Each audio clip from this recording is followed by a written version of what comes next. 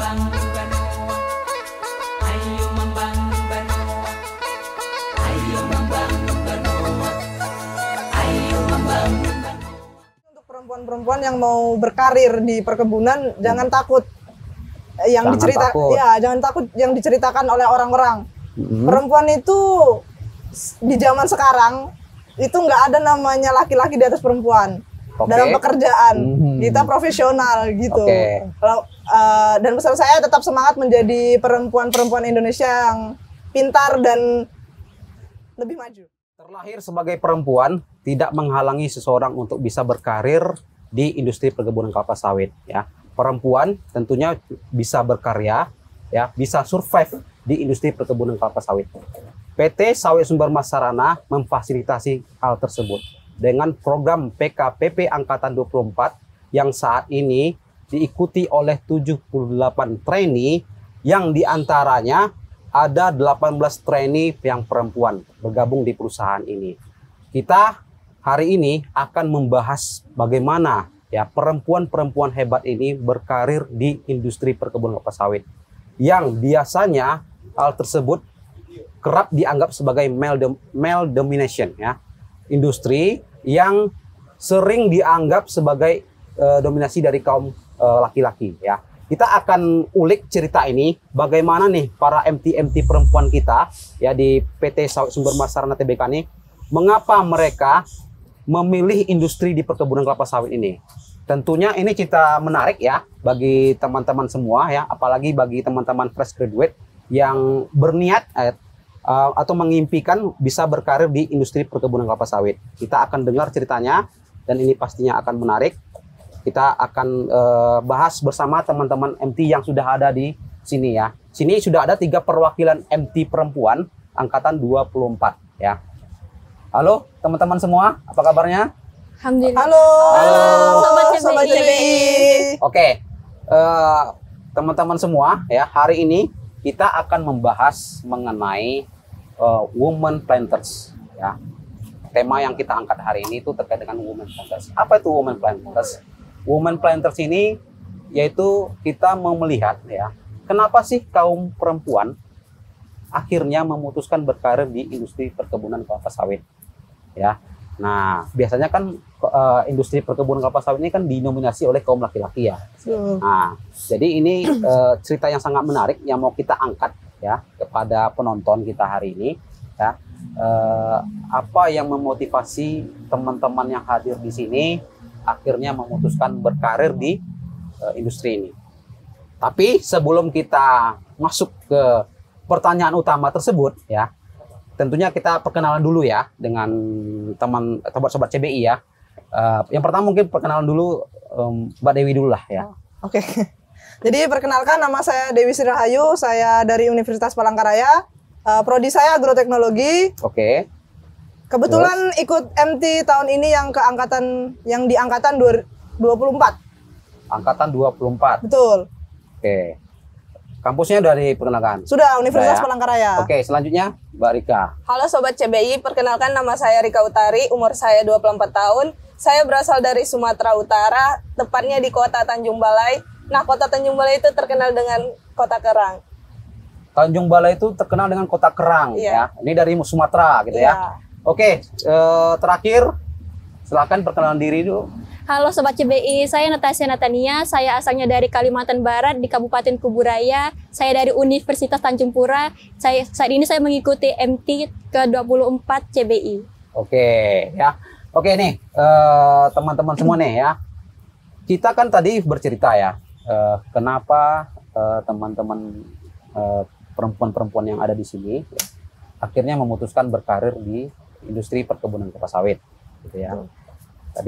Tapi sebelum pertanyaan utama itu, saya mau bertanya dulu nih ya. Ini sudah hari keberapa ya latihan di sini ya, di perusahaan kita ya? Hari ketiga ya. Hari ketiga ya.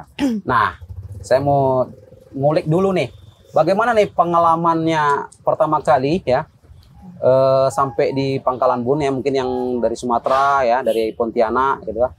Akhirnya dalam perjalanannya di Pangkalan Bun ada cerita menarik nggak selama perjalanan? Menurut saya selama perjalanan tidak ada cerita yang menarik. Ada ya. Perjalanannya Tapi anteng-anteng aja berarti ya. sampai di sini saya lumayan terkejut. Kenapa terkejut? Karena kan langsung dibawa ke Kompi soalnya. Oh gitu. Iya. Oke. Kalau Mbak Natasha sendiri gimana? Ini pengalaman pertama Natasha naik bis ke Oke. sini. Sebelumnya pernah naik travel. Itu aja sih Pak. Sebelumnya itu udah pernah ke Pernah. Pangkalan Bun? Lewat aja ke Sukamara. Soalnya di situ ada rumah keluarga. Oh Iya. gitu. Berarti ini udah kedua kali lah ya. Iya, kedua kali ke Kalteng. Kalau Mbak Dewi sendiri gimana? Boleh diceritakan nih. Baru 2 kali ke sini. Pangkalan Bun. Iya. Ya, tapi teman-teman sobat CBI ya, kalau yang MT kita ini yang dari fresh graduate ini yaitu Mbak Natasha, ada Mbak Rika, tapi sedangkan Mbak Dewi ini berasal dari internal kita ya, yang melalui program fast track ya. Iya, betul. Jadi Mbak Dewi ini berasal dari regional Regional 3. 3 ya, tinggal 3. Oke. Jadi begini. Kami mau bertanya nih. Dulunya itu teman-teman ini seperti apa ya waktu mungkin waktu bekerja di tempat sebelumnya? Ini udah pernah bekerja kah? Sudah pernah bekerja ya? Sudah. Oh, berarti Mbak Natasha dulu pernah bekerja di mana ya? Di Bank Syariah Indonesia, Pak, di bawah PT Eka Karjati sebagai Salesforce. Oh, dulu awalnya pernah bekerja di bank. Iya, di bank. Oke. Kalau Mbak Rika? Kalau saya dulu bekerja sebagai sekretaris anggota Provinsi DPRD Provinsi Sumatera Barat. Oh, berarti- selama 2 tahun. Berarti ini sekretarisnya pejabat ya? Siap. Mantap Ya. kali. Iya, keren berarti ya. Iya, Pak. Oh, ini menarik nanti nih. Ini pertanyaan menarik. Kenapa kok dulunya sebagai sekretaris pejabat di suatu pemerintahan, ya kan? Akhirnya memutuskan bekerja di industri perkebunan kelapa sawit Iya. dan itu pun secara jarak dengan daerah asal itu jauh ya. Mbak Rika sendiri kan belum pernah ke Kalimantan ya sebelumnya? Siap, belum. Belum pernah. Ini pertama kali nih. Iya, ini Oke, nih. pertama kali. Oke, ini menarik sekali nih. Kalau Mbak Dewi kan sudah bekerja di CBI ya. Betul, betul. Jadi bagaimana nih? Kalau sebelumnya di CBI itu sebagai apa? Boleh diceritakan? Saya sebelumnya itu jadi mandor KHSE. Mandor KHSE. Betul. Oke. Nah, melalui Jalur fast track. fast track Ya. akhirnya diterima ya. Betul, jadi ikut MT. Ini Melalui MT program. juga MT fast track yang pertama kali. Ya, betul ya. Ini sobat CBI, MT Fast Track memang ini pertama kali kita adain di tahun ini ya. Kita menggabungkan dari internal yang kita rekrut sendiri dari perusahaan kita, bersamaan pelatihan ini digabung dengan para fresh graduate dari hiring dari kampus-kampus gitu ya. Nah, oke. Boleh cerita nggak nih karakternya teman-teman semua dulu seperti apa nih semasa kuliahnya, Mbak Natasha? Semasa kuliah tuh Natasha orang yang mahasiswa kupu-kupu lah Pak, bisa disebutnya. Oh, Iya, gitu. karena kan lulusnya COVID nih. Ya, Oh, angkatan ini generasi COVID ya? Iya, COVID. Generasi COVID. Jadi Generasi COVID. generasi COVID ini kan terkenal Yang dengan melalui layar handphone, Pak. Iya. virtual aja Virtual, ya. Virtual. iya. Jadi komunikasi sama teman juga virtual. Kalau nggak ada tugas tuh nggak komunikasi. Wah, Waktu sedih masih banget. COVID, benar. Sedih. 2 tahun. Atau jangan-jangan wisudanya Enggak, juga? enggak. Enggak, Wisudanya ya. saya tahu, iya udah selesai. akhirnya bisa merasakan wisuda. Iya, Ya. secara langsung. Secara langsung ya. Kalau Mbak Rika dulu di kampus. Saya dulu di kampus, Pak, orangnya tidak aktif organisasi, tapi sering kelayapan, Pak. Maksudnya Gimana nongki-nongki bareng teman, Pak. Oh, Untuk sharing-sharing. Kelayapan di mana aja? Di kafe, Pak.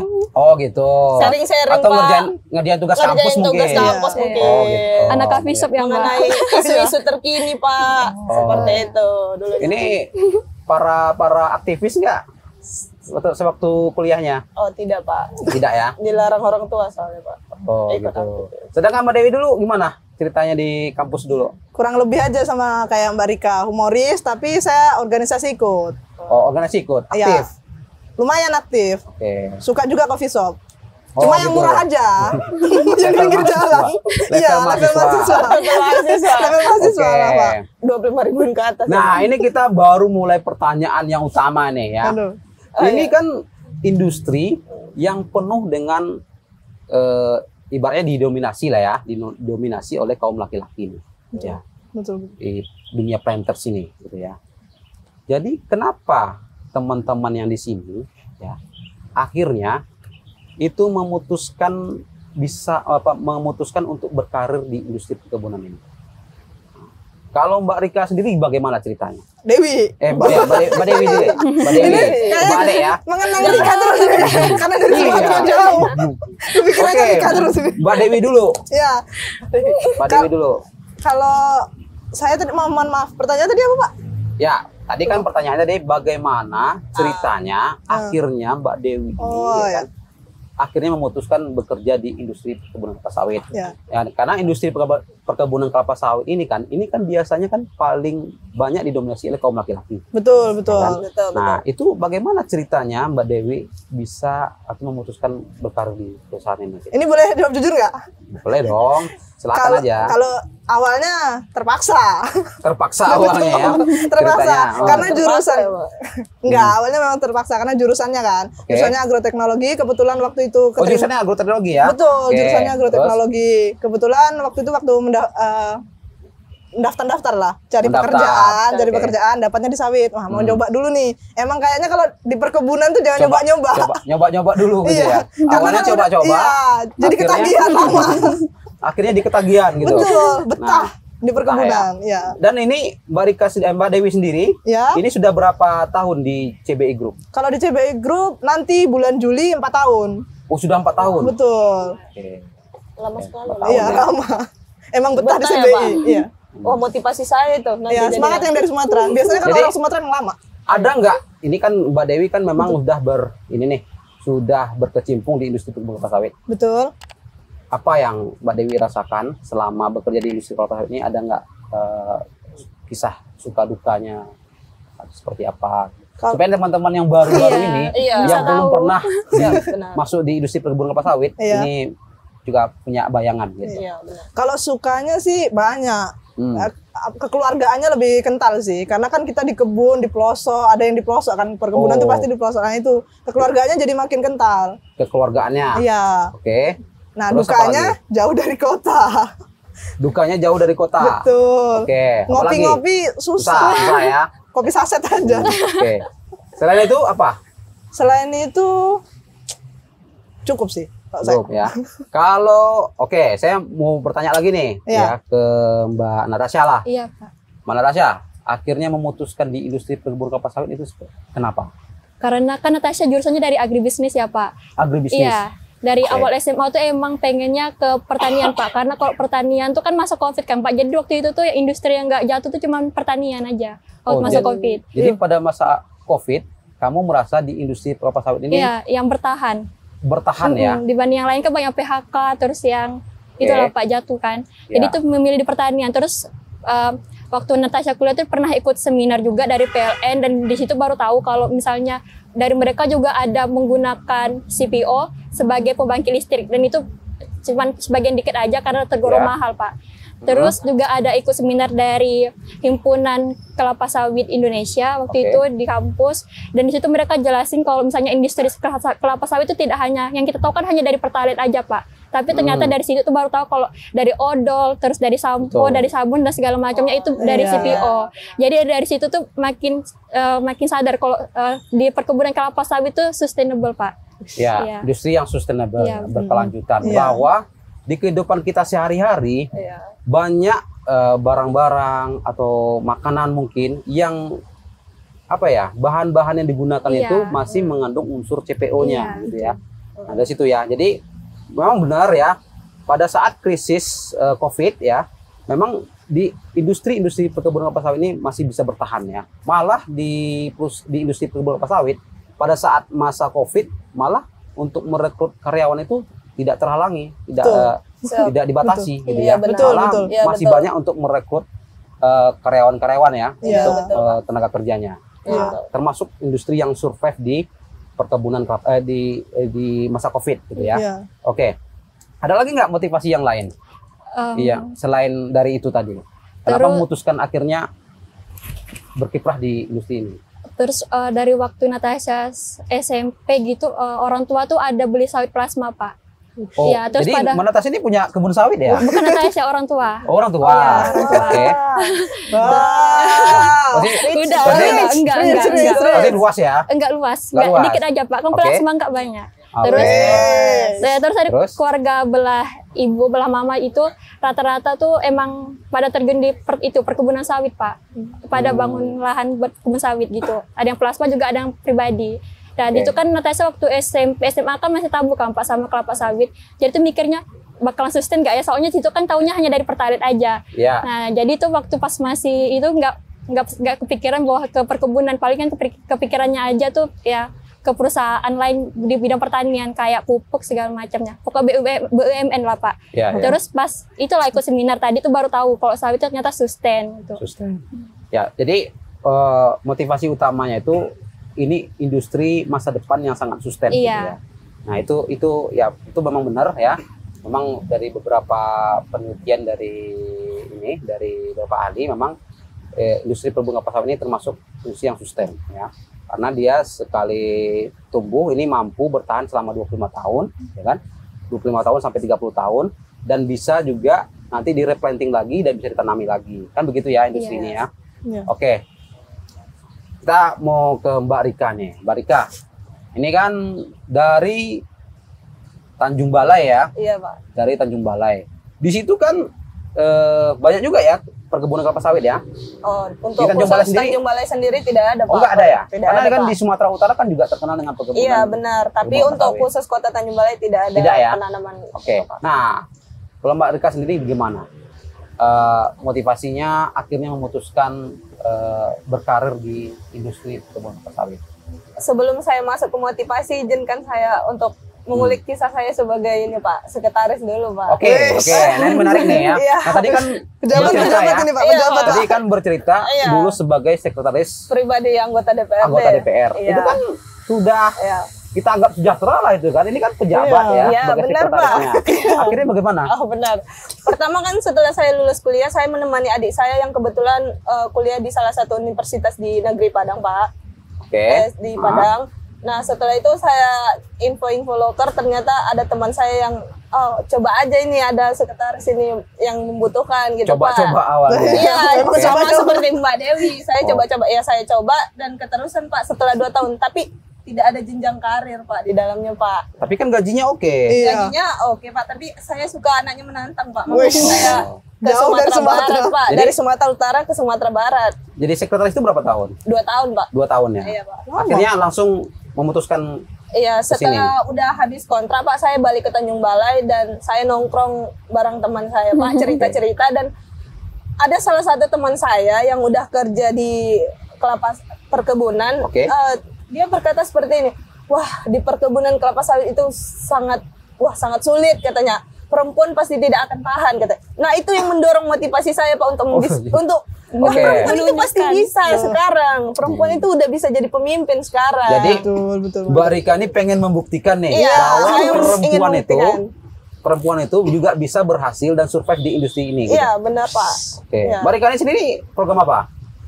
KTU, Pak. KTU ya. Iya. Nah, oke. Jadi setelah itu dengan adanya cerita temannya itu, Iya. akhirnya memutuskan Iya, saya melamar coba. di industri perkebunan Iya. kelapa sawit. Saya melamar di 2 industri perkebunan kelapa sawit, 2 grup, Pak. Pertama Bakri Group sama CBI Group. Oke. Nah, berhubung karena Bakri Group belum ada kepastiannya, nah dan Diterima di CBI Group. CBI Group CBI Group. Akhirnya akhirnya memutuskan dan melihat profilnya juga bagus kan, Pak. Jadi Profil saya dari memutuskan, CBI ya? iya, Iya. saya memutuskan untuk ikut Gabung CBI di Group. CBI. oke.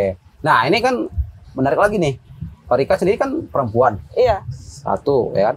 Kemudian dari Sumatera, siapa? ya kan? Bagaimana respon orang tua mau merantau ke Kalimantan? Pertama respon orang tua saya memberitahu pas saya udah selesai ini, Pak, tes apa namanya? MCU. MCU, Pak. MCU yang kedua saya. Medical test ya? Iya, Iya. medical check up-nya udah keluar dan saya dinyatakan lalu saya beritahu. Dan orang tua saya, Pak, terkejut dan tidak memberi saya izin untuk kemari awalnya, Pak. Akhirnya gimana? Akhirnya saya memutus Akhirnya direstui lah sama orang akhirnya tua, direstui, saya ngobrol pribadi, Pak. Bagaimana meyakinkannya? Ini penasaran nih. Nah, untuk teman-teman yang ingin meyakinkan orang tuanya, Ini tips ya, tips. untuk merantau tuh pertama baik-baik dulu lah kepada orang tua. Sebelum jauh berbakti dulu lah, bantui dulu lah. Oke, terus? Seperti itu. Terus yakinkan bahwa di sana kita juga bisa bertahan. Seperti itu Pak. Banyak kok Pak. Oke. Itu aja triknya. Iya, menurut orang tua saya seperti itu Berarti Pak. orang tua laki-laki setuju, Setuju. perempuan juga setuju. Setuju. Sedangkan Mbak Rika sendiri ini anak berapa nih? Anak pertama Pak. Anak pertama ya. Iya. Dan akhirnya dengan yakin, akhirnya memutuskan berangkat ke Kalimantan. Iya Pak. Tepatnya di Pangkalan Bun, Kalimantan Tengah. Iya Pak. Nah, terus ya, saya juga penasaran nih, respon awalnya bagaimana? Setelah nyampe di Kalimantan, Pangkalan Bun, bayangannya seperti apa sih Kalimantan gitu? Bayangannya sama seperti yang teman-teman bilang Pak, hutan, jalannya masih Belok-belok. bekelok-kelok, Oke. masih ini. Ternyata setelah sampai di Bandara Pangkalan Bun lumayan Pak ternyata, oke. tapi tidak Seburuk. seburuk bandara, tidak semenarik bandara-bandara. Oh, bandaranya gitu ya.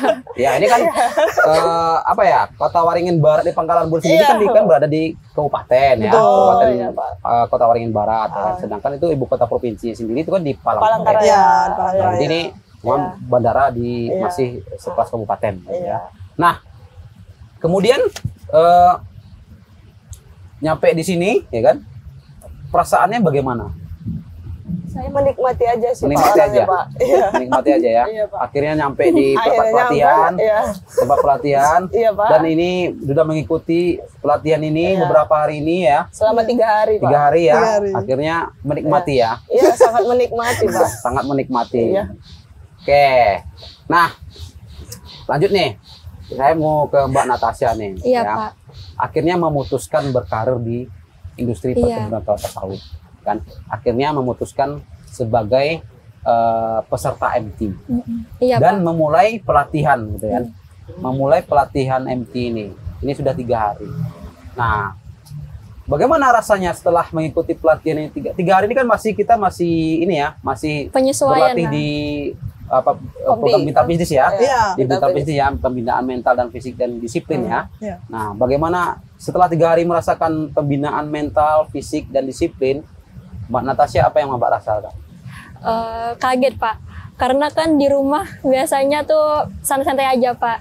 Sekali di sini nggak ada HP itu sih, terus fisiknya juga itu lebih juga berat, benar, fisiknya juga berat. Tapi alhamdulillah ada ini Bu Ada teman-teman gitu ya? ada teman-teman, Teman-teman perempuan yang Iya. lainnya yang menghibur, menghibur Iya.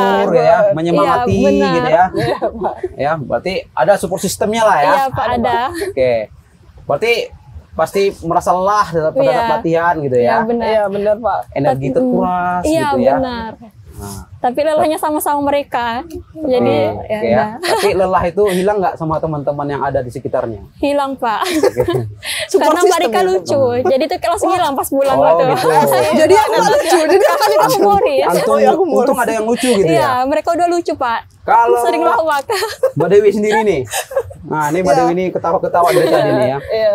Mbak Dewi sendiri. Iya. Nah, kan Mbak Dewi kan kalau di perusahaan kita sudah tahu lah ya bagaimana kondisi dan budayanya gitu ya. Betul. Nah, ini sudah pernah ada pengalaman mengikuti pelatihan Bintang Bisnis seperti ini sebelumnya? Kalau sebelumnya pernah, tapi paling sampai cuma 2 hari. Oh, 2 hari Iya. gitu ya, 2 hari aja. Enggak, tapi berasa lah. Nggak Kalau berasa yang lah ya. ini Hmm.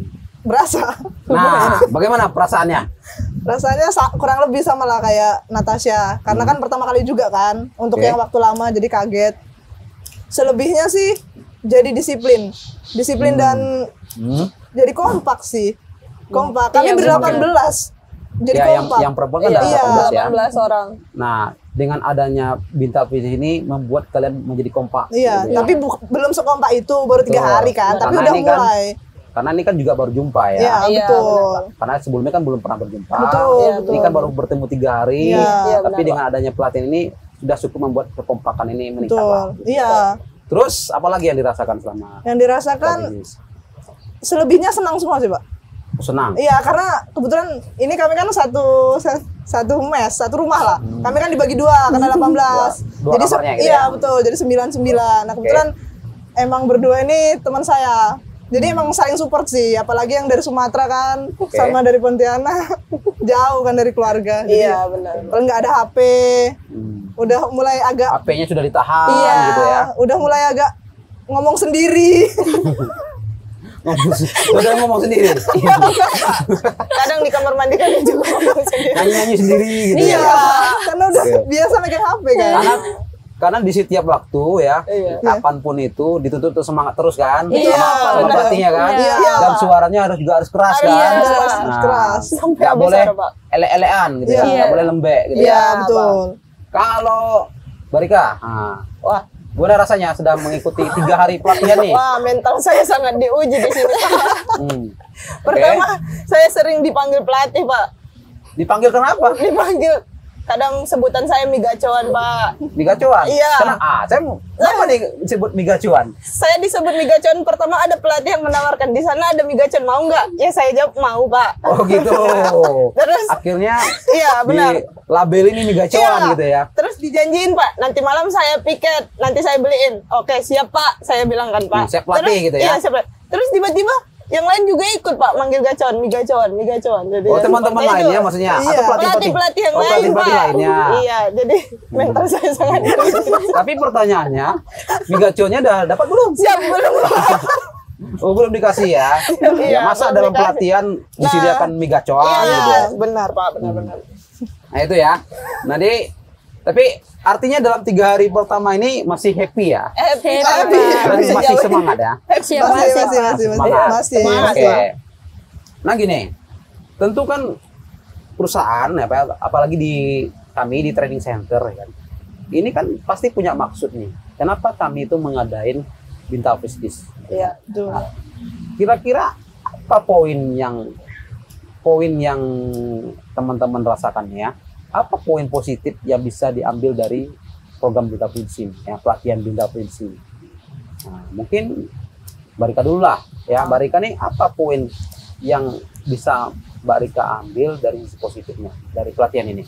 Poin pertama itu disiplin waktu, Pak. Disiplin. Disiplin waktu itu Dulu Barika nggak disiplin. disiplin, Pak, tapi bisa 5 menit terlambat Oh, juga, masih 10 ada. menit masih ada, kan tidak ada hukuman, Pak. Kalau di sini terlambat ada hukuman, Pak. Jadi memotivasi kita lah, Pak, untuk tidak telat. Nah, jadi jika salah satu juga terlambat, Pak, semua ikut dihukum, Pak. Nah, itu yang memotivasi buat cepat-cepat, Pak, di kamar mandi atau berbaju Ya. atau berpakaian Jadi waktu seluruhnya. itu memang Iya, waktu dihitung adalah ya? uangnya, Pak. Dihitung banget, Pak.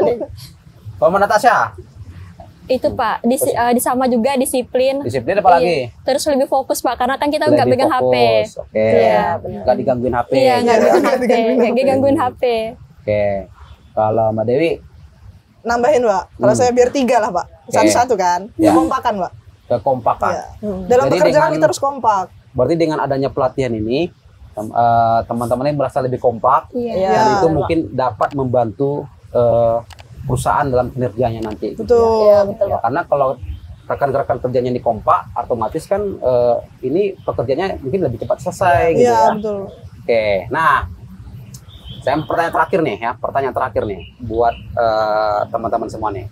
Kira-kira apa nih pesan-pesan teman-teman semua ya kepada fresh graduate ya perempuan-perempuan ya yang ada di seluruh Indonesia yang mungkin mereka tuh berminat berkarir di industri perkebunan kelapa sawit, tapi masih ada ragu-ragu gitu, masih ada rasa bimbang. Apakah saya ini bakal survive? Apakah berhasil? Apakah ini bukan keputusan yang salah gitu ya? Nah, apa nih kira-kira yang bisa teman-teman sampaikan kepada ya mungkin ya adik-adik yang mungkin masih kuliah gitu ya, yang nantinya pengen berkarir di industri perkebunan ini? Mungkin saya Mbak Dewi dulu. Mbak Dewi, apa nih pesannya atau yang bisa disampaikan kepada perempuan-perempuan lainnya gitu? Kalau pesan dari saya sih untuk perempuan-perempuan yang mau berkarir di perkebunan, jangan takut jangan takut yang diceritakan oleh orang-orang. Perempuan itu di zaman sekarang itu nggak ada namanya laki-laki di atas perempuan. Oke. Dalam pekerjaan kita profesional gitu. Oke. Kalau dan pesan saya tetap semangat menjadi perempuan-perempuan Indonesia yang pintar dan lebih maju. Oke. Nah, Mbak Natasha, kira-kira apa nih pesannya buat perempuan yang masih bimbang nih yang ingin bergabung di industri perkebunan kelapa sawit, apa pesan yang mau disampaikan? Pesannya jangan bimbang karena kan kita pasti bisa beradaptasi. Karena manusia itu diciptakan untuk bisa beradaptasi. Jadi santai aja. Oh, santai aja. Santai Ya? aja. Yang Ikutin penting aja.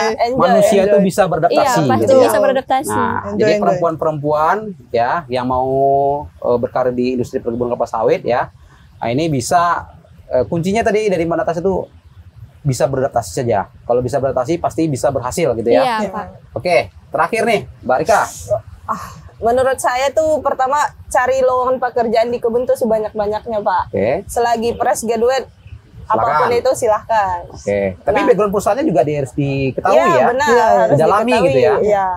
Terus apa lagi? Terus yang ketiga, Pak, ya sama seperti Mbak Natasha, nikmati, Pak. Karena semua pekerjaan itu sama sebenarnya, Iya, Pak. Semua benar. pekerjaan itu sama. Iya, gitu. Pak. Benar, Sama sebenarnya, benar. Pak. Sama aja sebenarnya ya. Ah. Tapi kuncinya dinikmati ya. Dinikmati, Iya. disyukuri, Pak. Kalau pekerjaan itu seberat apapun, kalau Iya. dinikmati itu juga bakal berkah. Betul, Gitu ya. betul. Oke, terima kasih nih teman-teman MT ya. Kita sudah ngobrolin banyak ya, panjang lebar tadi ya.